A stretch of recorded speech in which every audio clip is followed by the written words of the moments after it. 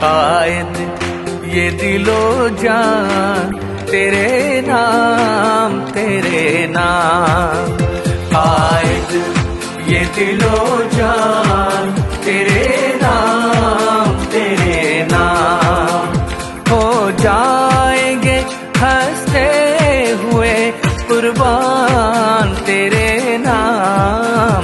शायद ये दिलो जान। आज तमाम मुसलमान नाज़रीन राज्य वालों को मेरा सलाम। मैं कायदे तहरीक अल्ताफ भाई के लिए मैं हाईकोर्ट में आया हूँ और पिटीशन दायर कर रहा हूँ। मैं कराची का शहरी हूँ और इंशाअल्लाह ताला मेरे साथ एडवोकेट इस्लाम मलिक साहब हैं, वो मेरे साथ सपोर्ट में खड़े हुए हैं और मैं तमाम नाज़रीन को कहता हूँ कि आप मेरे साथ बहुत मौका इंशाअल्लाह ये केस हम जरूर जीतेंगे और जीतने के बाद हम फैसला करेंगे।